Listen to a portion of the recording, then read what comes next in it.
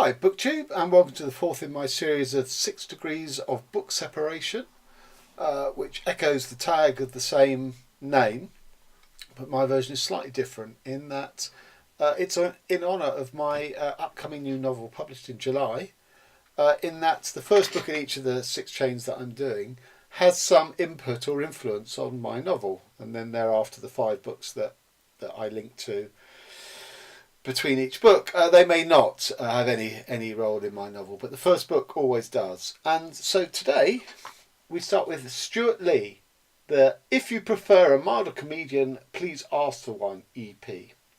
Now, Stewart Lee is a stand-up comedian in Britain. He's written a series of these books where he looks at sort of stand-up comedy and what goes behind his act, and he deconstructs his own act, which is a sort of second layer, because his act, part of his act, live before an audience, is deconstructing his act. So, for example, he doesn't tell jokes, he doesn't tell stories. What he does is he creates a persona of a guy on stage called Stewart Lee. And the tension is, what is the relationship between the guy on stage, the persona on stage, and the real person Stewart Lee? Because the persona on stage is a sort of politically motivated but always frustrated character. He's frustrated that the audience don't share his politics. He's frustrated that he's not more successful than he really is, that the audience don't get enough of what, the humour behind what he's doing. So the power in the room of a live act with Stewart Lee is always changing. Sometimes Stewart Lee holds it because he sort of, pulls the audience to seeing it from his point of view. Or he's done all this stuff and the audience are thinking, what's going on, what's this about? And then he will pull it back so they see exactly the point he's trying to make. But at other times, Stewart Lee has no power and has surrendered it all to the audience. And he's in a very vulnerable position on stage because, he's sort of laying out his own foibles and flaws and failings. And it's a brilliant act. And this book and the others, they deconstruct as to exactly what goes behind it. Now, I like art that deconstructs itself, but not in a crass way, not in a dry analytical way, but as part of the art itself. And that's been very influential on my writing. So in my upcoming novel, it's not quite as overt as what Stewart Lee does, but there's this notion of you need to drill down beneath the level of sentences that make up a text and to the actual letters that form the words. And the way I've done that is the book is about, one of the themes of the book is about DNA and sort of the human genome. And I see the letters of the alphabet that spell words very much as the DNA that form words, form the organs and muscles and all that of words that give a book meaning. But the next strata down is the letters. So there's some stuff I'm doing visually in the novel that plays around with that, and there is a sort of bit of deconstruction. How do we learn to write? What are the influences of? Do we just reproduce the handwriting that our teachers have taught us with all those sort of learn to write books and have lines that you have to form the letters by? But of course not. We all develop our own idiosyncratic writing styles, but a lot of us start in the same way, or at least taught in the same way. But then we take it on and inflect it with our own personalities. So that's the first book, Stewart Lee. The second book is called Comedians by Trevor Griffiths. It's actually a play script. I don't know if you can see this, but it's a play script of a stage play. And this was in the late 1970s or early 80s. And sort of predicted alternative comedy before anyone had heard of alternative comedy.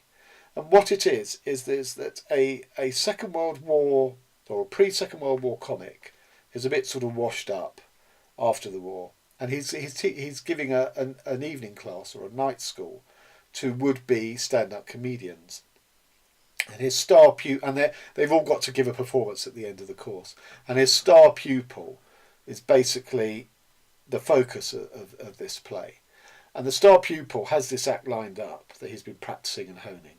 And then on the night of the performance, he junks it. And he gives this terrifying performance as a sort of a football hooligan, sort of intimidating and antagonising the audience. There's no humour in it at all. And but he says it's truth. You know, unlike all the gags and stuff that he'd been working on, this is true. This is true to him and his life, who he is and where he comes from. And then the third act is just the two of them, the teacher and the pupil. And he goes, you know, why did you do that? You know, that's not comedy. And you know, the pupil is sort of going, oh, what you do is, you know, it has no meaning, no relevance, no bearing. And the teacher comes back and says, look, pal, you know, I was in the British Army that liberated the Nazi death camps, and after that, you know, humour, comedy, stand-up comedy, you know, has no justification whatsoever. But the one thing I'll say is, it is not fear and hate, because that's what leads to the death camps, and that is what you produced out there on stage tonight. And it's you know, that third scene I felt was always very trite. That, you know, the analysis of comedy and where it comes from and how it can offend and how it can hurt up to that point was really good. And I just thought then to sort of root it in the sort of the Holocaust as the sort of the period point on, you know, after that no more humour can come, I thought was problematical. But it's a great play. But as I say, I rather felt that third act sort of let it down a bit. It just seemed a sort of trite and a bit of a sort of neatly tying it all together. And the Holocaust is not, you know, it doesn't come down to the, you know, future of stand-up comedy. It's obviously so much more. And then we come to the third book, The Vegetarian, Kang, which is my book of the year in 2016. But what it shares with comedians is that the third part of this book is completely redundant. You know, it doesn't need it. It adds nothing. The first two parts are so good that the third part, you know, like comedians, can only take away from it. So what this story is about is a woman in a fairly traditional Korean household declares that she's going to become a vegetarian, which, you know, is a great affront to the family on many levels, not least because it's a woman sort of asserting her sort of independence to some extent. But the reason she wants to become a vegetarian is not an ethical one, it's a physiological one. You know, she sees herself increasingly as, you know, this sort of, she herself is meat, and she doesn't like it. She doesn't like the smell of herself. She doesn't like the, you know, the texture of herself. She sees herself as something organic but not human. And then the second part is she persuades an artist to transform her into a flower by painting on her. And this is an extraordinary piece of writing, this second section, because the artist has his own agenda. He basically wants to have sex with this woman and thinks the way in you know, into her panties is going to be to give her what she wants and paint on her and stuff. And the tension and the, you know, both of them are sort of having these agendas which are very, you know, don't meet at all, except in the act of consummation.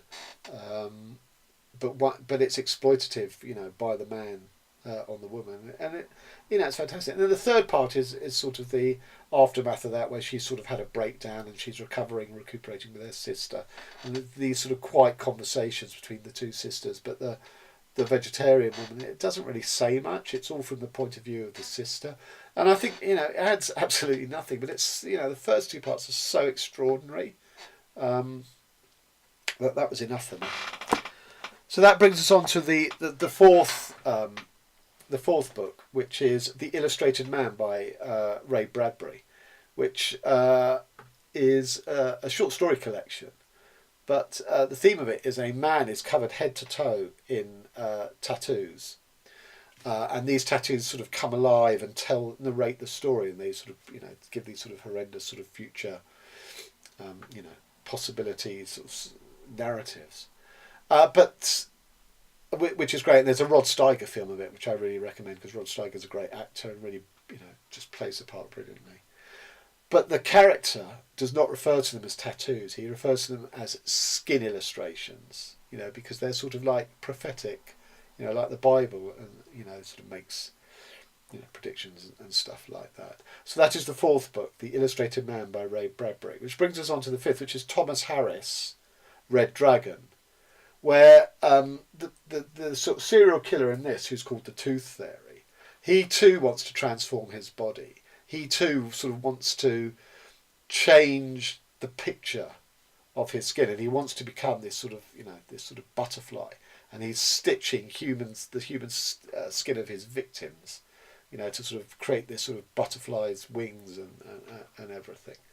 Um, and I think of all the Hannibal Lecter books, it's the most interesting because of the psychology of the serial killer. Because I don't find Hannibal Lecter, I find him a bit sort of knockabout, played for comedy rather than sort of serious. Whereas the psychology of the Tooth Fairy here is, for me, is spot on and chilling. And then book 6 in the chain is Graham Joyce, the Tooth Fairy. So we've gone from the Tooth Fairy as the name of the serial killer in the Red Dragon to the Tooth Fairy, which is the name of Graham Joyce's sort of supernatural coming of age book. So there's a character, there's a teenage boy in a sort of very ordinary British setting, and he's sort of coming up into adulthood. And one day he wakes up and there's this Tooth Fairy sat on the end of his bed. Now this Tooth Fairy is a very sort of how can I say? He's not terribly nice to the boy. He's quite persecutory in some ways. Sometimes he helps him, sometimes he doesn't. Sometimes the Tooth Fairy appears male, sometimes he appears female. There's a sort of the incubus succubus thing about the Tooth Fairy, and again, it's a sort of a frightening portrait of this sort of this sort of fantasy creation. It's a sort of like an invisible friend, but he's not much of a friend to the boy. So there you have it. That's the chain of 6. So we started off with the comedian Stewart Lee. If you prefer a milder comedian, please ask for one EP. Then we went to the stage play Comedians by Trevor Griffiths. Then from that we went to Kang the Vegetarian, because both the comedians and this I think had a really redundant third part. So from there we went to Ray Bradbury's The Illustrated Man, which is about a man who has his body painted or inked with tattoos, in the same way the vegetarian wanted her body painted to transform her into a flower.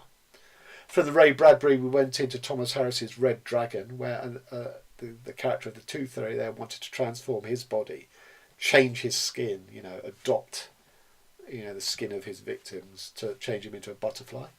And finally, the 6th one is Graham Joyce, the Tooth Fairy, who has the same name as the serial killer in the Thomas Harris book. So there you have it. There you have my 4th 6 Degrees of Separation books. I hope you'll join me for the 5th. Thanks very much.